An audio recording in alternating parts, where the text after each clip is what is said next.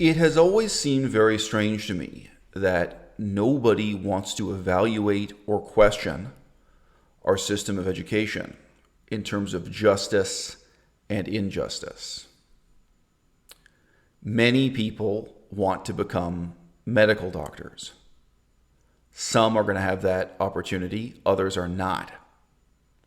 Isn't there an inevitable question of, or an inevitable problem of, justice and injustice just in the distribution of that opportunity, the access to that opportunity, right? How the winners and losers are chosen. And the example of becoming a medical doctor rests on relatively easily verified facts and scores. When you take a look at the way Cambridge University or Oxford University in England, the way they choose who will get the opportunity to write a PhD in anthropology. Anthropology, a science where, there is no objective measure of who has the talent to do this. Who's going to get a PhD or a master's degree in dance or art or literature or poetry? Whose poetry deserves to be published? Sure. But who deserves to get advancement in the education system because of their opinions about someone else's poetry, where there are no objective criteria? And in my own experience, even in fields where there is something as tangible and verifiable as language ability, like can you read Chinese or not in order to get ahead in this program in Chinese, the actual question of who is selected to be a winner and who is a loser is not based on verifiable, factually real questions of ability at all. It's not even based on things like how many peer-reviewed publications you've published. Not at all. At Cambridge and Oxford in England, very often the selection of who is a winner and who is a loser is based on the student and the supervisor, the senior professor, having a nice little chat, meeting up and chatting with one another. Since early childhood, it always seemed to me very strange that nobody wanted to question the lottery. Nobody wanted to question gambling in terms of justice and injustice. Now, boxing is a somewhat morally disturbing sport because if you want to win at boxing, you want someone else to lose. Your own victory entails someone else being badly hurt and injured. Morally, we all seem to be comfortable with this as long as it's between consenting adults who understand the risks. There's some other kinds of terms and conditions for who is and who isn't allowed to go into a boxing match. But you're risking brain damage, you're risking serious injury, in some cases death. Once in a while people do actually die in the boxing ring. And strangely, everyone is perfectly comfortable with this in the 21st century. If you walk up to a roulette table and you want to win, it means you want everyone else to lose, and not by any virtue they may have, not by any virtue you may have and that they lack, not because you're better than them or smarter than them. You want to walk up to that roulette table and win just because you're you, and you want everyone else at that table to lose their money. Because if the wheel spins and it's your number that wins, that means there's a whole lot of other people that lose. It's much more surreal than a boxing match, where at least we have the consoling delusion that hard work or virtue decides who is the winner and who is the loser. Now, on formal lottery gambling, so people buying lottery tickets, whether those are scratch and win tickets, or you buy the number and then hear on the radio what's the winning number. This principle has been scaled up to such an extent that it resembles taxation. Right?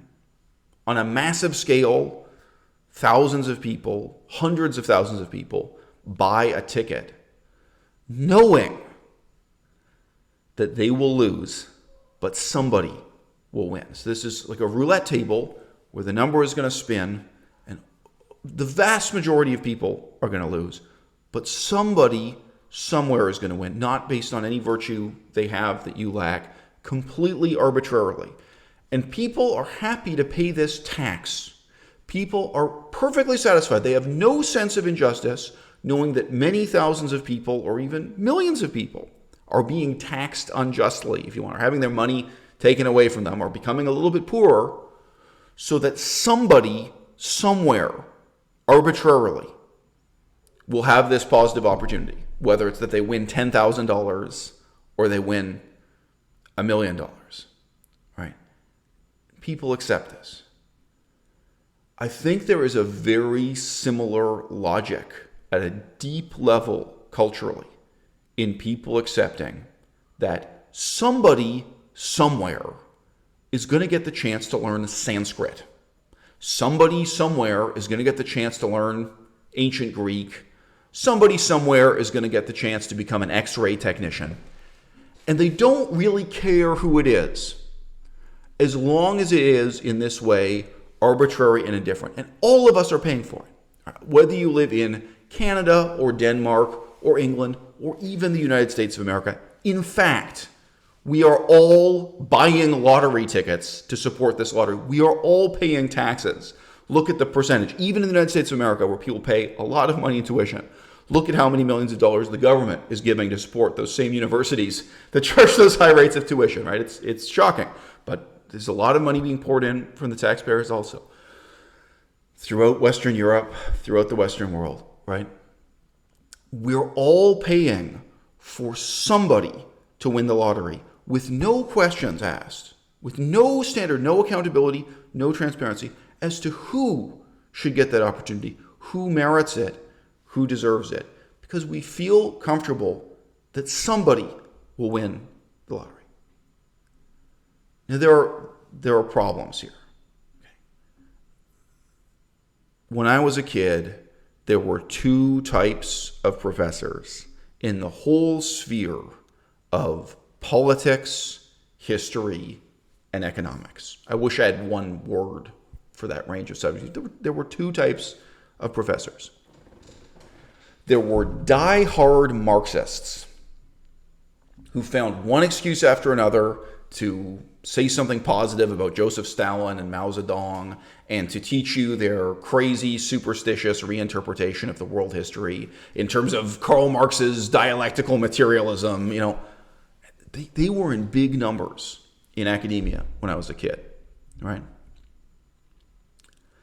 And then there would be these more skeptical, anti-communist, historical revisionists, if you want, who are looking at the same history and the same politics and saying, well, where did this all go wrong? People who are willing to admit communism in Russia was a disaster. People who are willing to admit communism in China was a disaster. And a lot of those people in academia, when I was a kid, a lot of them had been communists when they were younger. They had been Marxists, but over time they got cynical. They developed a more nuanced perspective.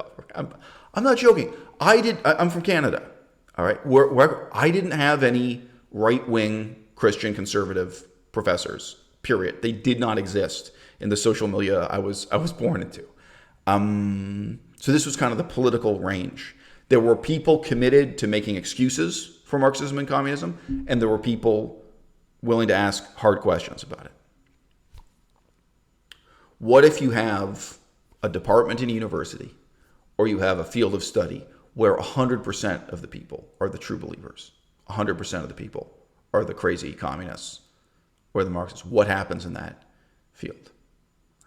With ideologies that are much less obvious to outsiders than communism, this happens in one field after another, again and again, right? Like, oh, our whole department are just people who worship the intellectual legacy of Foucault or Marcuse, or our whole department is just people who worship Noam Chomsky, and you have a pro-Chomsky linguistics department where it's linguistics mixed with Marxism and communism, by the way, this kind of far-left ideology. Or, women's studies could be this wonderful, vibrant field of research and education.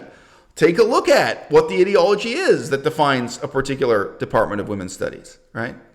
And who is being filtered out, who is being excluded, and who is being recruited into that department on a like-minded basis. Right? So very briefly, you can imagine most departments, most, not all, that study Christianity, they will only recruit Christian students, Christian professors, and, sessional lecturers, teaching assistants, MA students, PhD students. They will only recruit and reward people who share the particular Christian ideology of that department, right? Christians are actually maybe especially open-minded. You'd be surprised. Christians, just because of the nature of their religion, they actually may be more open to inviting in a sinner. They may, a Protestant may be more open to including a Catholic or a Jew in their department than any other religion. You might think it's the most narrow-minded religion, but in academia, it's not, right? But, what about someone who is an overt atheist, nihilist, who wants to look in a hard-hitting way at Christianity and slavery, where they want to do research that is just completely condemning the history of the church, the institution of slavery in the church, something like, what if, so specific area of research, this is real. What if you have someone who wants to do research on Catholic priests who left France to go to Cambodia and Vietnam and got huge numbers of women pregnant and operated orphanages where they were buying female slaves? I've read accounts of this, right? Like the role of liberating slaves that end up becoming the sexual pawns of Christian missionaries. This is really embarrassing. Is that research going to be supported? Are they going to hold a conference on that? Are they going to teach that in their classes? Are they going to incorporate that into the real? Something really hard for that field to deal with. And if you're new to the channel, you don't know this about me. I was a scholar of Buddhism for many years. I was asking questions that tough, that hard to deal with within Buddhist studies. Okay?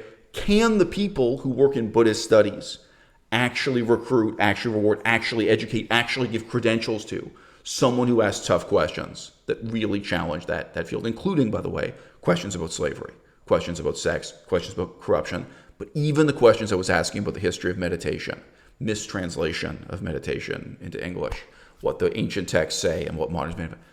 Those were deeply disturbing questions to people in positions of authority, people in positions of power in academia. And the answer is no, they can't deal with it. So what happens one generation after another in this lottery where there is absolutely no transparency, there's absolutely no meritocracy in the sense of having objectively verifiable, real criteria whereby we choose you get this opportunity and you don't.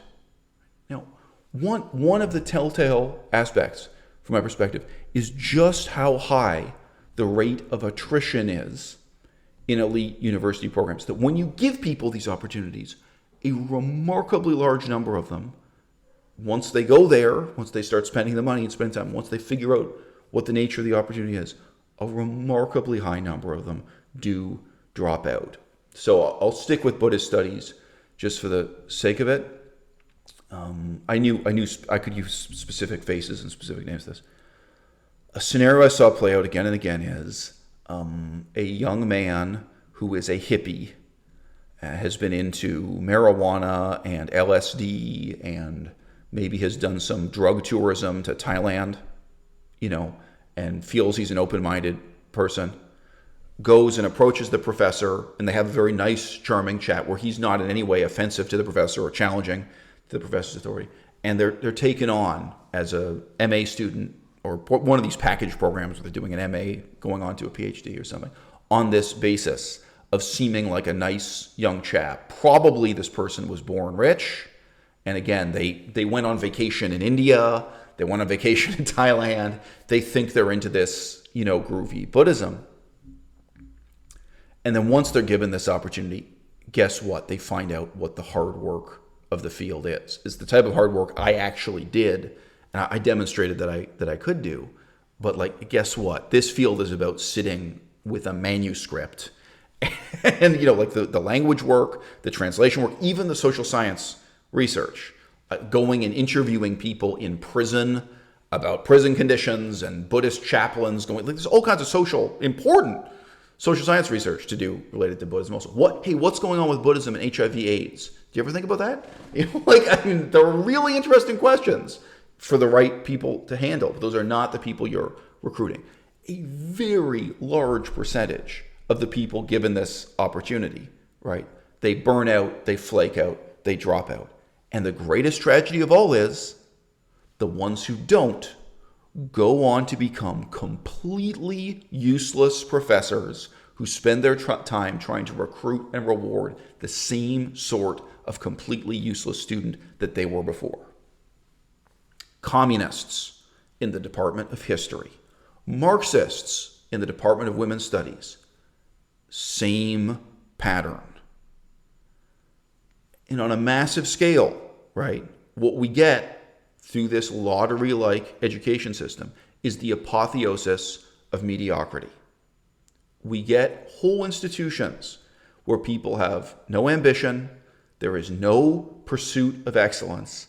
People spend their whole careers just trying to conceal their ignorance, conceal their mediocrity, and recruit like-minded people who will affirm their own high opinion of themselves. You get a kind of expertise that is, with the passage of time, increasingly detached from the real-world outcomes that the discipline was supposed to accomplish in the first place.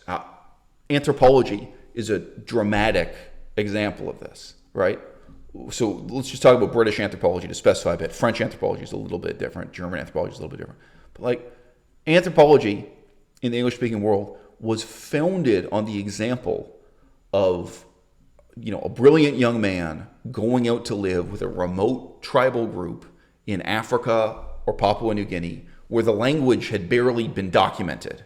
There may be no textbook, there may be no dictionary for this language, and laboring for years to become fluent in that language, laboring for years to gain the trust of the medicine man or the chief in that society, and to document and explain to the Western world what their culture is, what their religion is, how their society works, right? This is this kind of heroic vision of going out and, working at the frontiers of what is known or knowable in the living cultures of the world and documenting it, right? So there's a guy named Boaz, Boaz, Boaz, if you're American, and this guy presided over similar heroic attempts to document the culture and the legends of Canada's Indigenous people, the tribal people, such as they still existed at the time.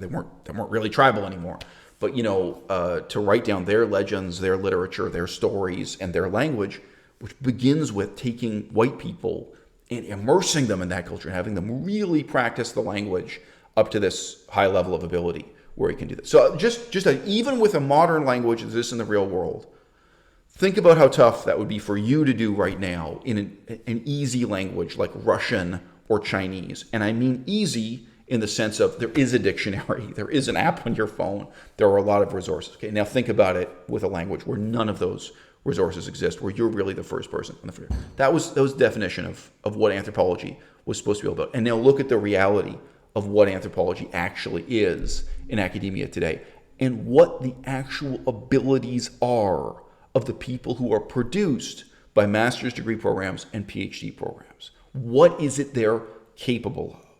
Long story short, the first thing to disappear was the language aspect, because it's very expensive to teach and hard to evaluate. Are you actually producing people with these high levels of language ability? But you're going to see people. I can give you a ton of real world examples. There's a woman who did her thesis on the fashion industry in Milan, going and interviewing people in the fashion industry. There's a woman who did a motorcycle vacation in Vietnam and didn't even learn the language. There are people. It's really like tourism as an academic discipline now, right? And people just write about their own feelings. They go to some exotic foreign country and write a memoir of what they did, and that's a PhD in anthropology, and they go on to produce other people with PhDs in anthropology.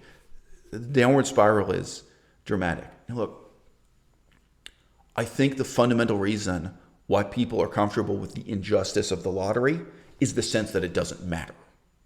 Most likely in the country where you live, they have these scratch tickets.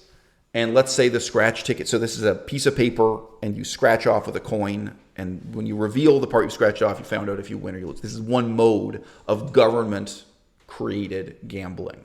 In most countries, the ticket will cost $5, and maybe the maximum you can win is $5,000. Right? This particular type of gambling, they don't give you $1 million. It doesn't go that high for different reasons. I think including the fear of fraud or what have you. There are different types of lotteries in different countries. Everyone knows it's stupid. Everyone knows it's pointless, but they feel like, look, it's only $5. All of us pay $5, and somebody somewhere will win $50,000, and it probably won't even change their lives that much. It'll just be a nice, funny, happy thing for somebody somewhere. Right? The problem is there are real world consequences to the corruption of our education system this way. All right? We've been through a series of unbelievably tumultuous political changes last 20 years, let's say. Or yeah, this is now 2021. I can remember September 11th, 2001. Okay. After September 11th, 2001, I remember I was at a university. I studied the politics of the Muslim world at university. Not the only thing I studied, but this is one of the topics I studied, right? And we had one professor teaching that topic. And he and I were friends. You can guess why. He and I were friends. We talked about our personal lives. He was getting divorced at that time. He talked about his personal life and all this stuff. You know, we really were not just professor and student. And he was the first professor who told me to read Max Stirner, Philosophy of Max Stirner, which is now discussed on my channel. So we influenced each other's lives in different ways. All right. And the whole university's attitude before September 11th, 2001 was that politics in the Muslim world was something marginal that didn't matter. He had to fight to get a half-credit course added to the schedule. Like, nobody cares. And this is, just think geographically what a huge part of the world this is. No. They were telling him to just teach a generalized course on political philosophy. They're telling him to teach kind of fluff nonsense and not to insist on doing this kind of hard research on what's happening, what was unfolding at that time in Iraq, Iran, Saudi Arabia. It's a huge part of the world. It goes on and on. Indonesia. Right, okay. September 11th, 2001 happens. And the senior management of the university and of the department come to him and say, we made a mistake. We want to offer you a contract. We want to give you all of a sudden this matters. And, he told them they can stuff it down their hat. And he suddenly had job offers from New York and Washington, D.C. All of a sudden, this area of expertise was in high demand. Right? That was one moment where we had to stop and ask, where now are your great scholars? Where now are your great specialists of the politics and languages and history of the Middle East? However you want to term it, of the Arabic-speaking world, of the Muslim world, right? Each of these terms has different borders on the map. They are not synonymous, right? Where now in 2021, even today, where now are your great scholars of Afghanistan? Where now are your great scholars of the politics of China, kind of a small country, of India, of Pakistan, of the political relationships between these countries? How many people do you have who can even read and respond to what's happening in the newspapers of Nepal, of Uzbekistan? There is a real social need for competence and for profound levels of linguistic and political ability, right, in each one of these languages in a country like the United States, Canada, or England. And when you need it, all of a sudden you turn to academia and say, so who can we recruit? Even if you're trying to recruit people into the CIA, even if you're trying to recruit people into the army, and they do that, they try to hire people. All of a sudden, we need people with expertise, and it turns out the university isn't producing that at all. And you can sit there. You can sit there with a stack of the master's degree thesis that these people have produced. It just happened to be MA theses. I remember sitting with a stack of these on paper and leafing through them. We have an MA thesis here about feminism and how Karl Marx was right about everything. You start flipping through and seeing the research people are actually doing, what it is that justifies having an MA or a PhD in any one of these fields. And trust me, what's going on even in a field like Buddhist studies, like even something that's as specific and technically as that, it is just that bad. I think what begins with the lottery mentality of accepting that an opportunity for someone somewhere is good enough for all of us everywhere, that we can all contribute our tax dollars, we can all buy the lottery tickets so that someone somewhere, can have this opportunity. It results in a whole society based on the blind leading the blind. You have an education system that recruits and rewards incompetence, that creates ideological silos of self-serving people who only want to work with others who share their fundamental assumptions in life, who will reinforce their sense of their own ego, right? Reaffirm their sense of security in their unchallenged competence, when in reality, the decades have gone past, and even in easily verifiable things like, can you actually read this language? Can you actually do this work? The professors lack the competence, and they produce one generation of students after another who lack this kind of competence also. Is there a solution to be found just in this simple, storied concept of justice? I think that in Western democracies, it's only when people perceive an injustice that things start to change.